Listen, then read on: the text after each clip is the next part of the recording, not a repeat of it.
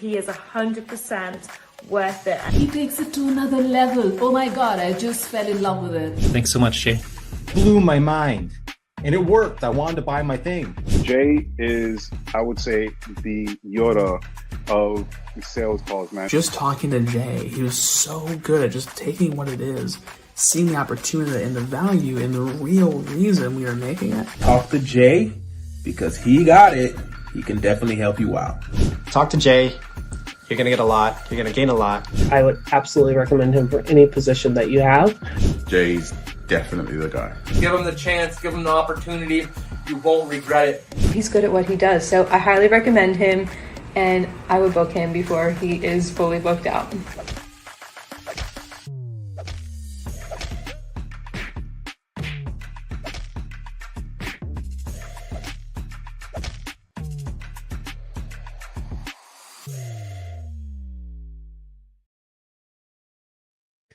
Welcome back to the Sales Ninja Show podcast, where we cut through the noise, ditch outdated sales tactics, and show you how to close deals with confidence, strategy, and integrity. Hi, my name is Jay Lee, founder of Sales Ninja. As a former banker, former introvert, former pastor, high-ticket sales ninja, I now help grow and scale businesses without the need for pushy tactics. And that's the heart of the reverse glass selling method, a kingdom-driven approach from the Bible, 1 Peter chapter 3, verse 15, which is built on trust, service, and true connection. My mission is to help 1 million people break the cycle of generational poverty so that you can sell more to give more. Today's guest has been helping people achieve their dreams in real estate for over 3 decades.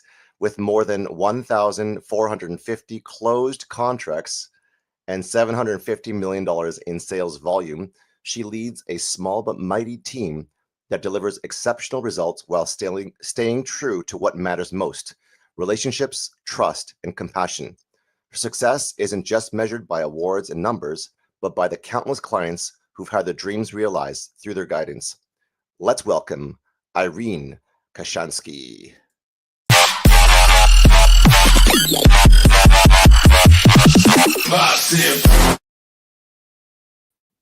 Hey, Irene, welcome to the Sales Ninja Show podcast. How are you today? Oh, that was such a fabulous intro, Yoda. Thank you for having me here. I loved it. You're very welcome. I wanted to watch more of that, but I guess we There have you to get go. to the content, right? Yes. Thanks for having me. Thank you for being here today. Well, a lot of people don't know that you and I know each other in more than one way, because most of my guests are people I've never met in person, and you are literally in the neighborhood. So tell us, tell the people, the audience, what you do and who you are. Oh, that's wonderful. Thank you, Jay. Well, yes, and I literally met you at your door, Yes, you did. right? Because the no selling sales method is based on relationships, not just transactions. And that's where we met. I met, literally knocking on your door saying, "Hey, I'm in the neighborhood. Do you have any real estate needs?" And it grew from there. Yeah, what I've noticed about you, and for those who are listening, is Irene does things very differently. And some of the people who are in the real estate market, and you can correct me on the statistics. Somebody said that there are, is it 9,000 real estate agents in Ontario, and there's 9,000 home sales. So someone was telling me that they get an average of 1 sale per year. I can't remember if that was the exact number, but it wasn't a lot. So you are doing a lot better than that. Yeah, you have the principle, right? The numbers are a little off. So we have just on the Toronto Real Estate Board. I don't know about the whole province. In Toronto, we have over 70,000 licenses between Toronto, Mississauga, and the GTA. And the number of sales, especially this past year when the market has slowed down a little bit, we're sort of hovering at maybe 75,000 by the time we end the year. So yes, on average, the average agent sells 1 home a year, 1 to 2 at the very most. Okay, so I was off by 10x, which is not 9, but 90,000 was a number they told me, and then Yeah. 90,000 average Yeah. homes. So average agent sells about 1 home per year, which is Mhm. crazy. So let's go back to some of the roots, because how we met. And what you're doing differently is not only did you knock on doors, the things that I remember clearly were the door hangers, the calendars that were very useful, the leaf bags, also the annual skate that you did every Yes. year. where I think your photographer broke her arm one year. I think Good she memory. Yes, oh, she did. Yes, so that was a highlight unfortunately. because my kids were growing up, and you always had the hot chocolate and the Timbits or donuts or something like that, Mhm. and the skate. So that was incredible. So how do you set yourself apart from the rest? Because I think that's what you talked about, trust and relationships. That's a big thing. So when people think, that's a marketing cost, or does that really work? What is your philosophy? Oh my goodness. Well, maybe to answer that, I can rewind just a little bit and just give you a little bit of my history. When I got licensed in real estate almost 34 years ago, it was January. It was January 7th, Oh wow, you 1992. remember? I Nice. do. I do. And I said to my broker, so what do I have to do to succeed? And she said, go door knocking. Wow. And, for anybody that's not in Toronto, Toronto's pretty cold in January, but that's what she told me to do. And that's what I did. So, minus 10, minus 20, whatever weather it was, I was out door knocking. And, fast forward a little bit, I had people that I had met back then that 10, 15 years later, even if I hadn't talked to them, said if somebody was at my door in February, when I was going to do business, I was going to call them. So I did. I got quite a bit of business that way. But I was fortunate in that my broker owner at the time, may she rest in peace, she taught me well. And I got into real estate fresh out of university. I didn't know any better. I didn't know anything. I was in my mid-20s. I had no sphere. I had barely finished university because education at that point was not a forte or not a focus for me. It was just getting the degree and getting out and doing something with my life because I didn't do anything with my degree. So real estate was it. And she taught me well. She taught me to focus on relationships, which when the market in the 90s was completely flat, which is when I started, uh, there was a lot that you had to do to actually get business. A lot. It's sort of it feels like we're back there now. We've sort of Mm. come full circle. The market in the 90s didn't really start to pick up until sort of late 90s, 97, 98. And then for that 2000 to 2021, 22 period, there was very little downturn. We were going up pretty much every single year, even when we had little tiny setbacks. We certainly didn't feel any pinch in the real estate market up in the Toronto area as much as our friends south of the border, who tend to have more ups and downs. So the last year is feeling like it did back when I started. And it's been a surprise to a lot of realtors that haven't been around as long. Mhm. And some of them that have only been licensed in the last, 5, 7 years, they don't know a down market. They would just have to sort of show up and do a deal pretty much, with little exception. So it's really helped me because I'm just going back to my own basics. I just had to remind myself what I used to do in the past, whereas some realtors don't ever learn it. They don't know that they have to. That's amazing. And when you said full circle, let's say there's someone that's starting, out from the beginning as a new realtor. Because I had a friend who switched from being a high school teacher for like over 15 years. He transitioned into becoming a real estate agent. And not everyone has the right, broker or the mentorship. How important do you think that, I know you said your broker, rest in peace, helped you, mentor you. How important do you think a mentor is, or a coach, in helping you succeed in what you're doing now? Well, it's critical. There's no ifs, ands, or buts about it. You don't know what you don't know, and you need somebody to guide you and help you understand what's important to do. And although relationships are critical in any business, doesn't matter whether it's sales or not, the more of those you build authentically, the better you will succeed, regardless of whether you're selling houses or insurance or cars or, maybe not widgets, but certainly the product doesn't matter, the service doesn't matter. You're looking to build the relationships with people to listen to what they want rather than trying to sell them what you have. what I find interesting is, the necessary marketing strategy to do door-to-door knocking, and many people would think that, that's not really my forte, or I'm not really, outgoing, or I don't like rejection. You can remember, like, 34 years ago when you were doing door knocking, and even with your small but mighty team today.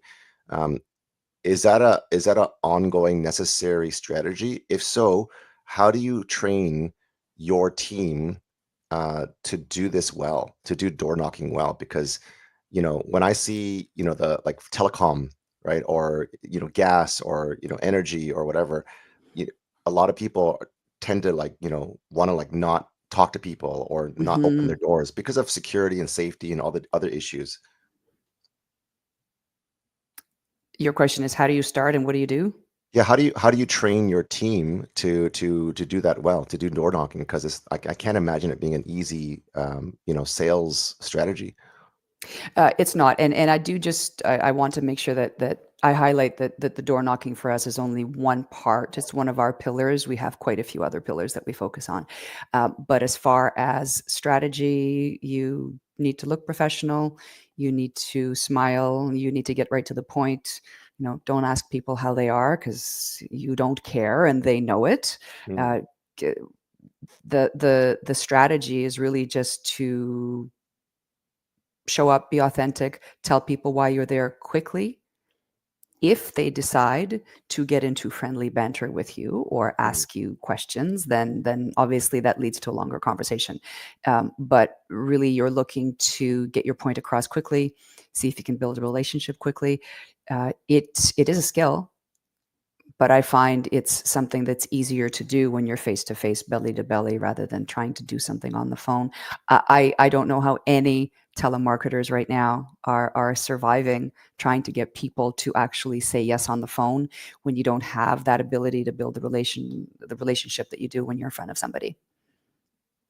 So door knocking KPIs, key performance indicators, and I know I'm putting you on the spot here, but are there any market statistics based on your 3 decades that say if you do 100 door knocks, you should be able to get like one conversation or one person maybe interested?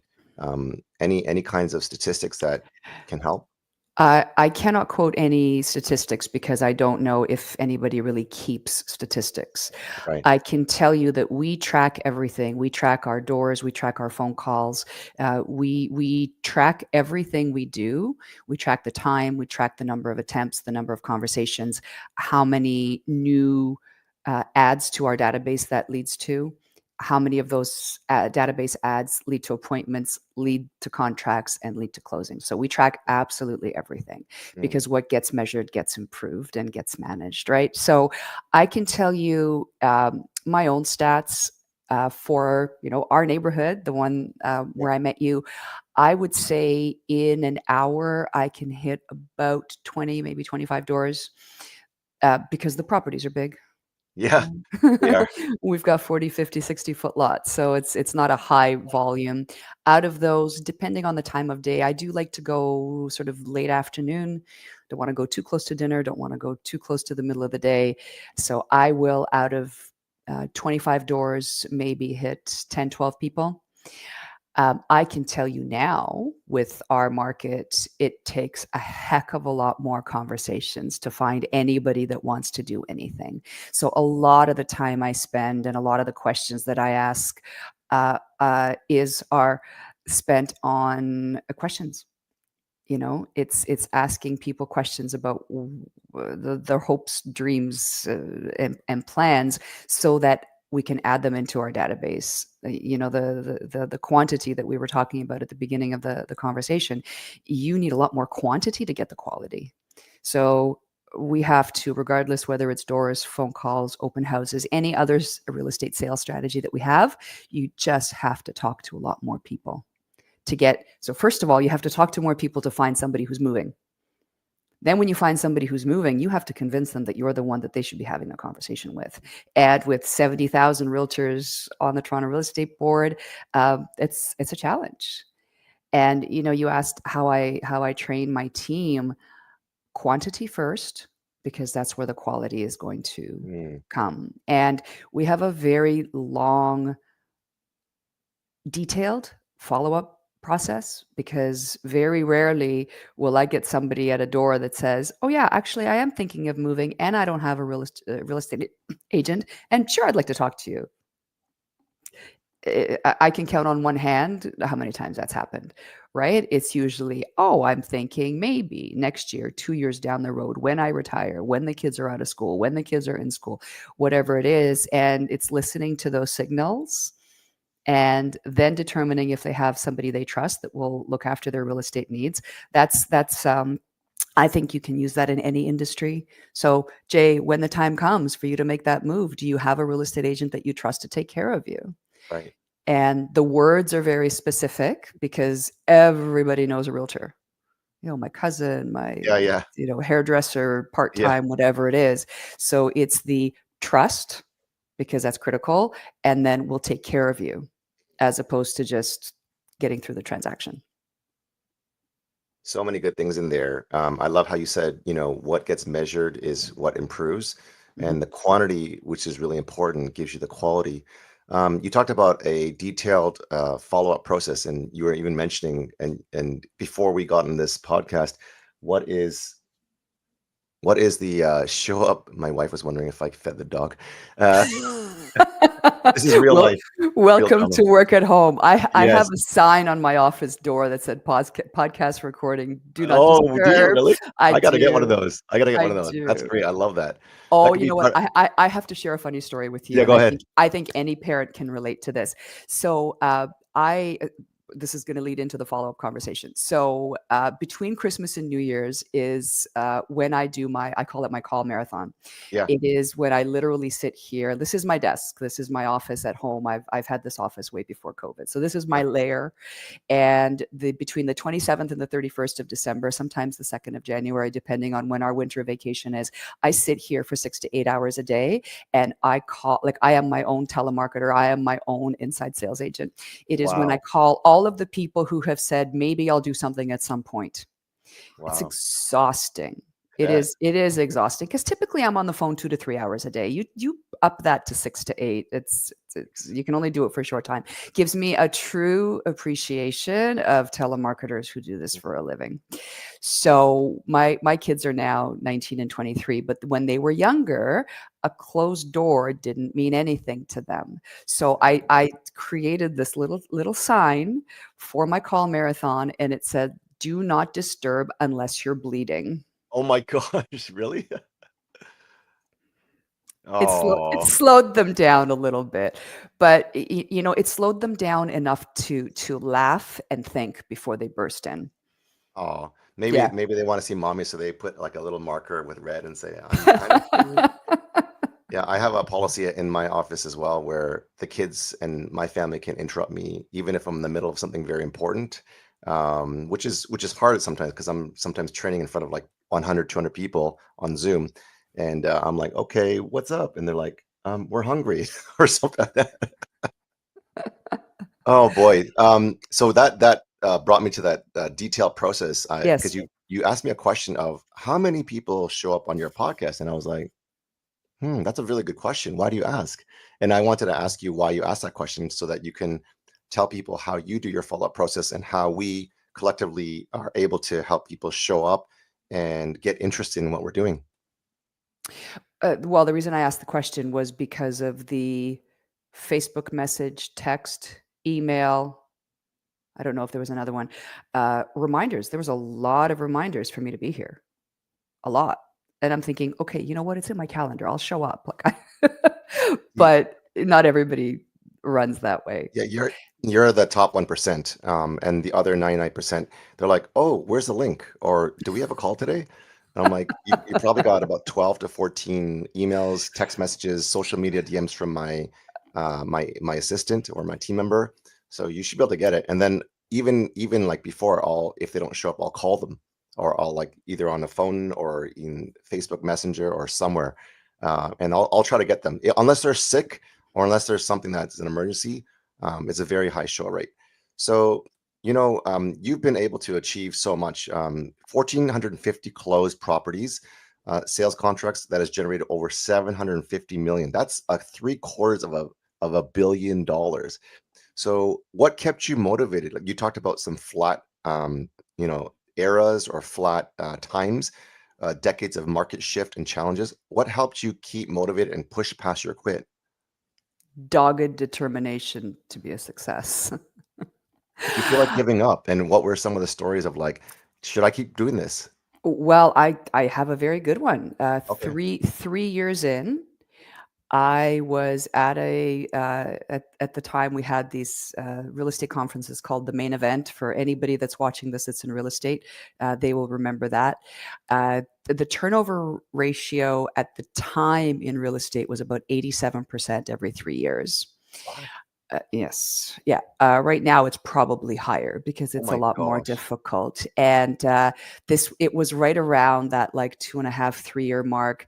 I had a very, like, it was the start of my third year, and I was failing miserably and nothing was coming together. And I was a puddle of tears on the floor of this conference saying, I'm not going to make it. I can't be, I'm not cut out for this. This is not going to be my career. Like I got to get out of this. I got to go get a real job.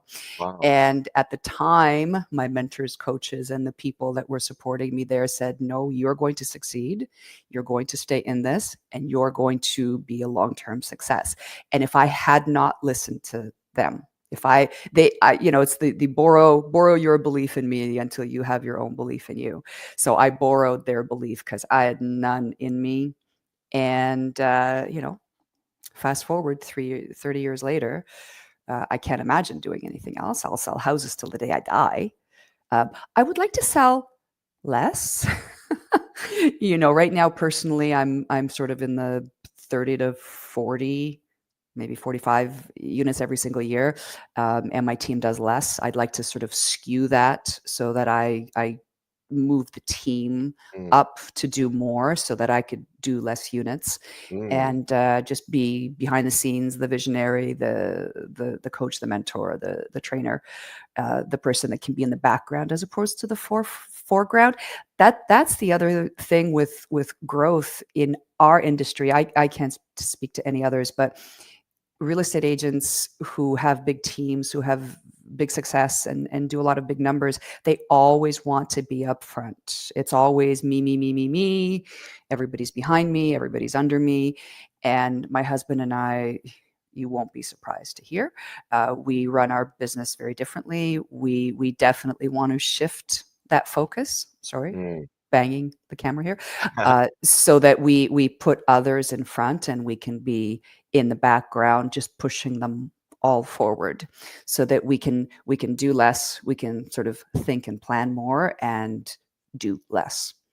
I love that, and I've known you that way, in the way that you serve, in the way that you walk around the community to just build those relationships. How do you plan on doing that? Because I think like when you were illustrating that scenario of doing less and going in the background and letting your team be the forefront, I thought of my kids. You've got kids. I got 3 kids, and I always we just came back from a summer camp in Muskoka where all the teenagers and all the kids were leading out of 140 people. They were leading everything from the maintenance, the kitchen, the musical worship, speaking, Wow. everything, like literally everything. So the parents were kind of coming to support. Vivian and I, we went to volunteer for a whole week for a vacation to be on mission to serve the kids from the back, not from the front. That's So great. yeah, so how do you plan? Like that's why I see like that kind of strategy happening. Like as you think about your children and how you want to kind of elevate them and raise them up. How do you plan, or what are your thoughts on helping your team do that and putting others in front so that you can do less? Great question, and it's simple, not easy. Yeah. Right. The simple answer: just get great people and teach them. Right. But it's not easy. It's finding great people on the sales end. You have to have that work ethic, the dogged determination, the hungry, humble, and smart people. On the operations end, we have a wonderful operations team. We are just at the tail end of hiring for a 3rd full-time admin person. Nice. Wow. It's been a brutal process over the last 4 to 6 weeks. finding somebody that's the right fit. So it happens on both ends, operations and sales. But on the sales end, finding those characteristics in somebody and giving them my belief in them until they have their own, if they don't have it already. And then just continuous teaching and mentoring and course correcting and keeping their motivation going. That's hard. You know, when nothing's happening, it doesn't matter, you know, what end of the sales or what your product is in the sales industry. When things aren't happening, it's hard to keep going. You just have to, you have to just like make sure that you keep that end in mind in your forefront, so that when it seems to be getting further away instead of closer, you still know it's there. I have a question based on that, and I love your answers with, you know, hungry, humble, smart, simple, not easy, finding great people and teaching them. So you lead a small but mighty team that focuses on providing a seamless, stress-free experience with exceptional high standard of service.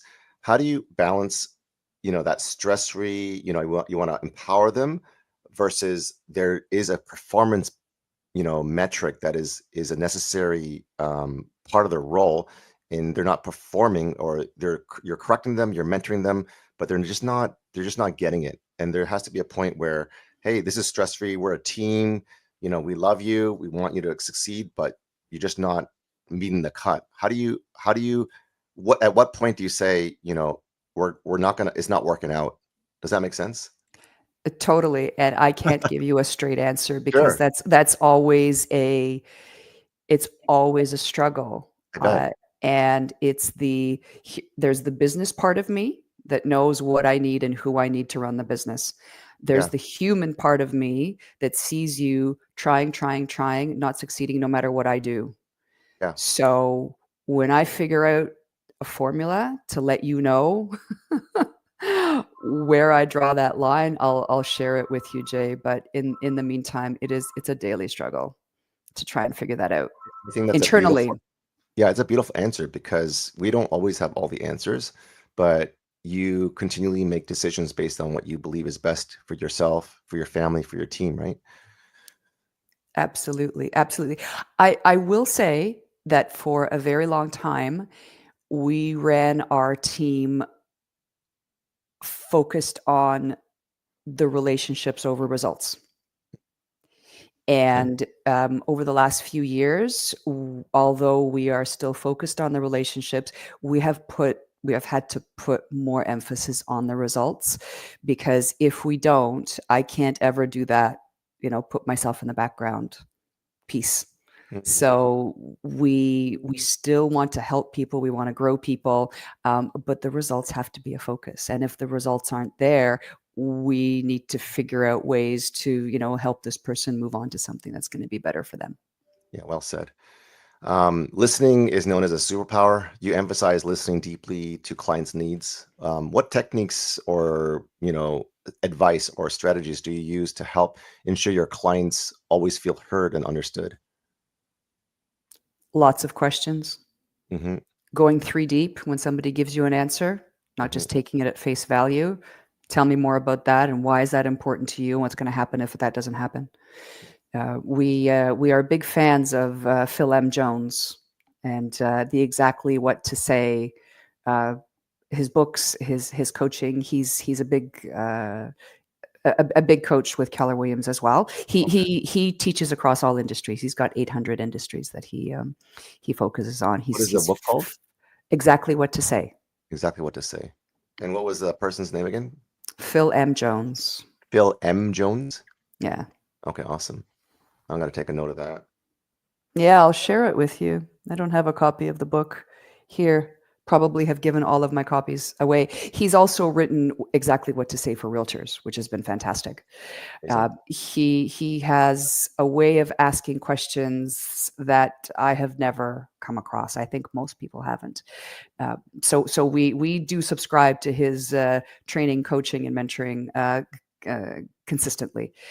But it's asking the right questions. The quality of your answers depends on the quality of your questions, right? Very true. I do teach on Yeah. that as well. Mm-hmm. I say ask open-ended piercing questions in the reverse glass selling method, which is the A in the glass, and what, when, where, how, why, and continue to probe deeper and deeper and deeper to ask better questions so you can get better answers. Mm-hmm. So you're known for your ability to anticipate issues others might miss. You help your clients save time, energy, money while guiding them through the real estate process. And when we talk about high standards of service, how do you consistently hold your team to an exceptionally high standard of service that truly wows clients, that says, this is the X factor. This is why Irene and team are different and why we would choose them? What are some things that you and your team do that are like set you apart from the rest? Oh my goodness. Well, do we have another hour? Yeah, we can do a part two for sure. Part Yeah. two, the listing process. So to answer the first part of your question, is like actually having standards rather than just suggestions.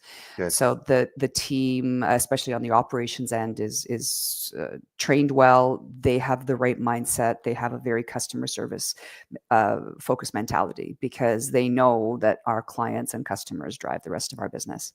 But as far as differentiations, we with our sellers are very, very we have a very in-depth process of preparing their homes for market, whether it's, it could start with decluttering, going through painting, preparation, staging. There's so much that goes into it. And then of course, that's when the real estate work starts, right? The marketing and the digital, the social, the print, everything else. But we've had so much amazing feedback from our sellers that are grateful for not just having a plan in place, but project managing it for them. One of our clients, I think it was the best compliment. He said, "It was so amazing how you just put us on this conveyor belt and just moved us along. And we didn't have to worry about what was coming up. We didn't have to worry about what happened. You just moved us along. Your team was there every step of the way." A lot of the prep is the project managing, dealing with trades, figuring out what has to happen in which order. And there's a massive benefit to that in the listing process. And until people go through it, they don't really know how important it is. So I would say for our sellers, that is a huge differentiation. Huge. Amazing. So let's talk about the future of real estate. We talked about AI a little bit, and obviously the humans, not being replaced, but and also making sure that there's that authenticity. What kind of shifts do you see in the real estate with the future of AI automations? AI automation and the human element was massive in the real estate conference that I was at last week. It was in San Antonio. It's the second biggest annual conferences for Keller Williams. It's Mega Agent Camp, focuses on the realtors that do have substantial businesses and want to grow from there. You and I chatted with this before we started. The speed with which AI is moving is, I think it's whiplash inducing. And whether it's real estate or anything else, I think that any business that doesn't embrace real estate will be left behind. In fact, one of the speakers, this was fascinating. He said within 1 year, AI will be a necessary component of every single business. And he said within 2 years, it's going to stop being a differentiator.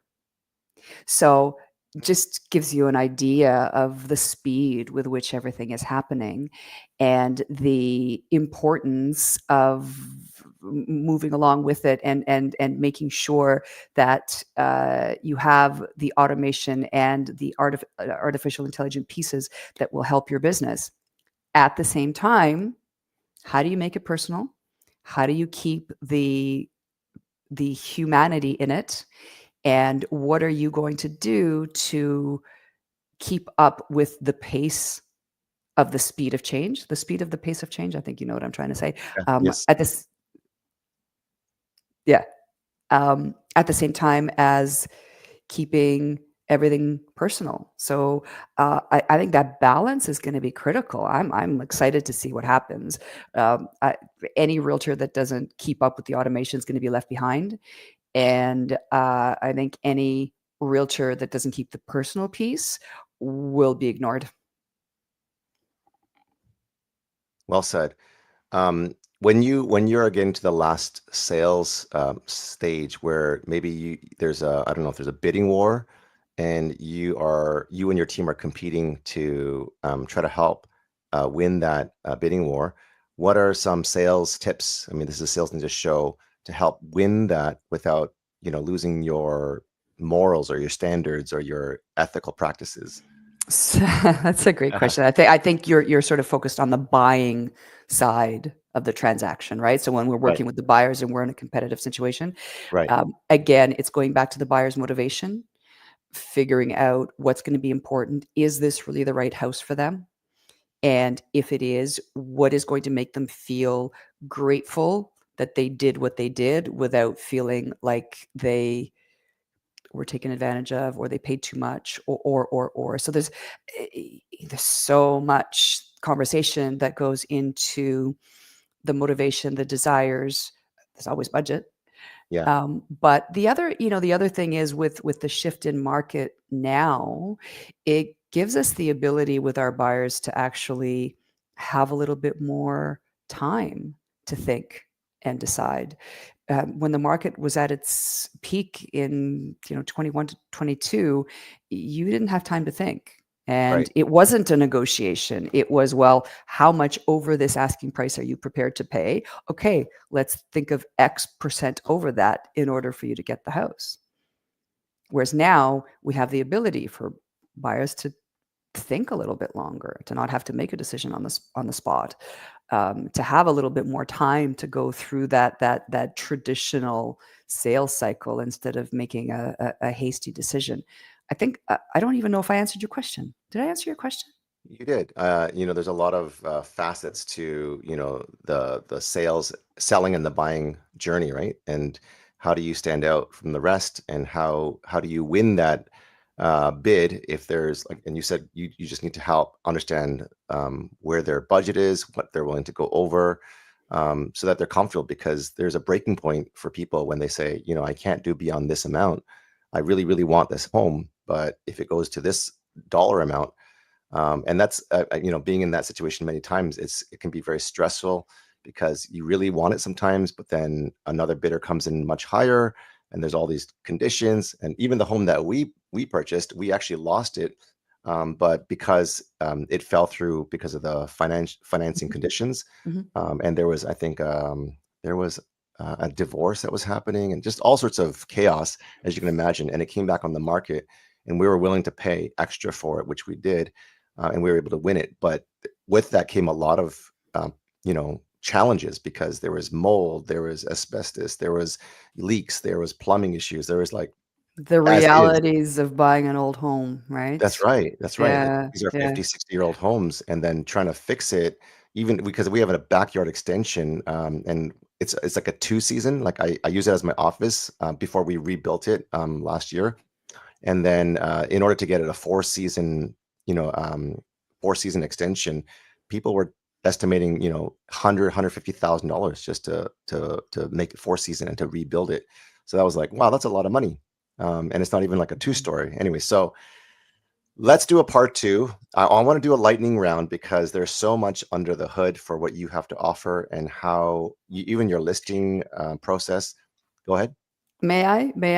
Yes. Before you leave that buyer piece, I do want to Yes. say 2 quick things, lightning round. So Yes. it's very important for me, if I'm representing a buyer, and for me to train my buyer agents when they're in that situation, to also make sure there's a relationship with the listing agent. Because if you just go in and talk numbers, that may not get the results that you want. So it's really keeping that relationship going. And at the beginning of the process, we have a very, very in-depth buyer consultation that typically takes at least an hour before we even start showing homes, so that we really figure out people's motivation. Bedrooms, bathrooms, that's the last thing. We want to figure out, what is it that they want this house for? What is it going to look like for them to live there? So we get into into all of that behind the scenes before we ever start any showings. So it's getting that understanding as well. Right. I've seen you and your husband not only in the neighborhood. I remember when I was doing some mentoring for another person at the Big Guys Little Coffee. I would see your husband there every week. He is the mayor. He's the mayor of Big Guys. Yep. Does he go there every day, every morning? No, pretty much for the last 22 years. Amazing. Yeah. Okay, because Jessie, she started coming to our church, Capstone Community Bible Church. So we see her and her husband very often. So that's awesome to see your husband there. And I love that you guys are both in the neighborhood and just building relationships and, getting in the community and, not just trying to, get a transaction or a sale, but building those relationships and building that trust. And that's what really sets you apart. And that's why I think, people have trusted you and you and your husband have been so successful. So thank you for being in the community. Thank you for just all that you guys do. I wanted to get to know you a little bit better and then ask you for a part two later on, if you had time later on, or another part two on the podcast. So this is a lightning round, getting to know Irene. Okay. What's your morning routine before diving into the busy world of real estate? I wake up between 4:30 and 4:45. I What? read. Are you for real? I am for real. It's miracle morning squared. I read. I typically read nonfiction in the morning. Then I sit and I do some work at my computer, typically between 5:15 and 6:15, 6:30. I work out every single morning. And then I get ready. Then I'm on a mastermind with 1,000 realtors from all across North America between 7:45 and about 8:20. And then I start my meetings with my team at 8:30. Wow. So what time do you need to sleep to get up at 4:30? I try by 9. So is that 10, 11, 12, 1, 2, 3, 4. So 7 hours, 7.5. I'm in my late 50s, so sleep is, it doesn't always happen. Yeah. Yeah. Wow, that's amazing.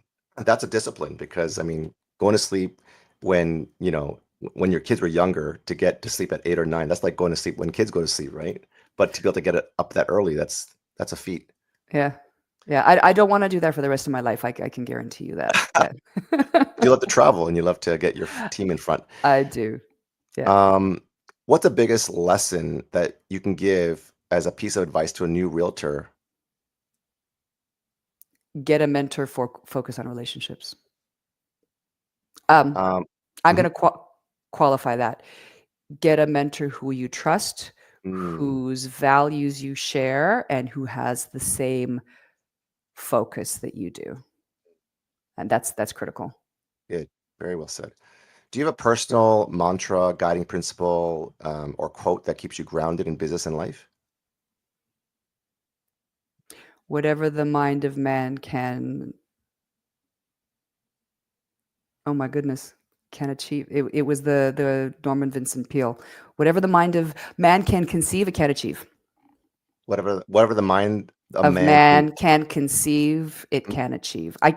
I'm sorry, I don't remember who said that, but I'm always thinking that if you think that it can happen, you can make it happen. Is there one story in particular that you remember that, man, that was such an impossible goal or task or milestone or breakthrough or fitness, goal that I didn't even think I can do, but you put your mind to it? Because I see you're on your Peloton, you're on your treadmill, you're on, your basement was flooded. Like, there's a lot of things that are happening. What did you put to your mind that you can conceive that you're able to achieve? That was like, whoa, boom, that was a breakthrough. I don't know if there's one particular thing. That's a really good question. Maybe you should have asked me that before so I could think about it. But I would say that every time I get through something that seems maybe not impossible. Nothing's impossible except flying, right? Or me becoming an astronaut. That's impossible. Anytime I get through something that's super, super hard, and I get through it, like, you sort of build that muscle. We can do hard things. We can do hard things. We can do hard things. Oh, I can tell you, cold plunge for 5 minutes. That was hard. And where do you do that? At home? Or? No, I do that at one of the yoga studios that I go to. Yep. So it's you're lying there going, I can do hard things. I can do hard things. I can do hard things. I'm going to freeze to death. How was it? Like, it was the first 3 seconds you're like, I just want to jump out. What am I doing? Yes. Yeah. Okay. Yeah. And it's, I mean, I've been working my way. My first time was 2 minutes, and I was adding 30 seconds each time. I don't know that I don't think I'm going to go past 5 minutes. I think that's enough. That's a lot. Yeah. Yeah. One of my team members has done 14. I don't think I'm going to do that. Wow. Yeah. That's a lot. Yeah. Last question. What's something about you outside of real estate that would surprise your clients, maybe, that they don't know about, maybe? That I used to DJ. What? Yeah, every time I mention that to anybody that thought they knew me, they're very surprised. So my husband and I both used to DJ in clubs. He did more clubs than I did. I had a radio show on CIUT for 7 years. What? And in fact, earlier this summer, I went back to the studio. They're doing a podcast called Radio Recall. So they're bringing back all of the old DJs from not just from the 80s, but from the 70s, like before we went FM. So it was really cool. Like 35 years later, walking on campus and walking into the studio. Did you already go? And how was that going back to memory lane? It was surreal. Like 35 years, like 35 years ago, I ... I don't think whatever it is that you say, it's like, oh yeah, I was there 35 years ago. Yeah, that was cool. That was cool. I loved that. It was 7 years, 3 different types of radio shows, and yeah, that's a little known fact. Amazing. Last question is, like, when people are kind of facing adversity or challenges or feeling like, they don't have any gas left in the engine, what kind of advice for people who are listening, saying that, I'm on my last thread, I'm just ready to give up? What kind of advice would you give them? That's when success comes. So stick with it. It's when it's darkest before dawn, right? So it's that last little bit that you think you can't possibly go any further. Once you get through that, that's where the success comes, whether it's personal or professional. Amazing. And that's why you are amazing. That's why you continue to win awards with your team. That's why you continue to measure success, because what gets measured is what is successful. Congrats on closing over 1,450 purchases on sale contracts and $750 million in sales volume. And more importantly is your humor, your patience, and your character to help build your team and put them up front, and kind of like walk to the sunset and let your team be in the forefront. And the way that you shine in the community, the way that you smile, the way that you serve, you and your husband, I think is inspirational. So thank you so much for your time today. Namaste. Yeah, and maybe we'll get your husband and we'll join a 3-way podcast interview to get his insights as well. That would be great. We really, really appreciate that. Thank you for the opportunity, Jay. Thank you, everybody, for watching. Okay, take care for now. Thanks, Irene.